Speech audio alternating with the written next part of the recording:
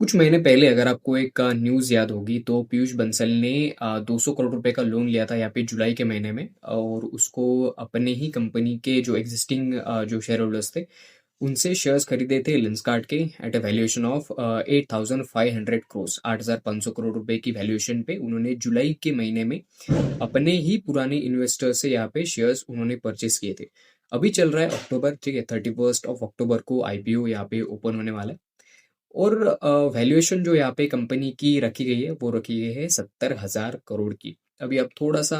अगर आप इसको एनालाइज करोगे तो उन्होंने 8,500 करोड़ रुपए के वैल्यूएशन के साथ उन्होंने 200 करोड़ रुपए यहाँ पे इन्वेस्ट किए थे और उन्होंने अक्टूबर आते आते करीब 10 टाइम्स का रिटर्न यहाँ पे अपने जो है इन्वेस्टमेंट पे ऑलमोस्ट उन्हें 10 गुना या फिर अपन के चलो 7-8 गुना का रिटर्न तो उन्होंने यहाँ पे 5-6 महीने में ही यहाँ पे बना लिया है पीयूष बंसल ने। जो स्टॉक का यहाँ पे पी वैल्यूएशन यहाँ पे दिख रहा है अभी फिलहाल वो दिख रहा है जो प्री आईपीओ है वो 227 के आसपास का और जो पोस्ट आईपीओ जो वैल्यूएशन होगा कंपनी का वो होगा एट मतलब 285 रुपीज का पी होगा जब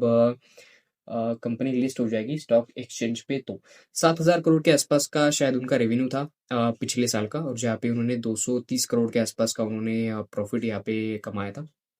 तो अभी ये सब कुछ हो रहा है। अगर आपको एक आईपीओ याद होगा, उसका नाम था पेटीएम, शायद 2022 या 2023 में आया था।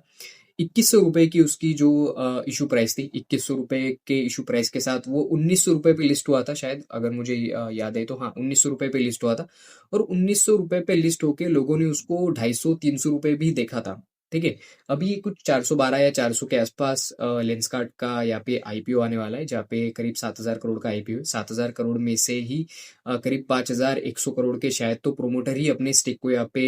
मतलब रिटेल पब्लिक को यहाँ पे बेचे, रिटेल पब्लिक को और इंस्टीट्यूशंस को यहाँ पे बेचे जा रहा है।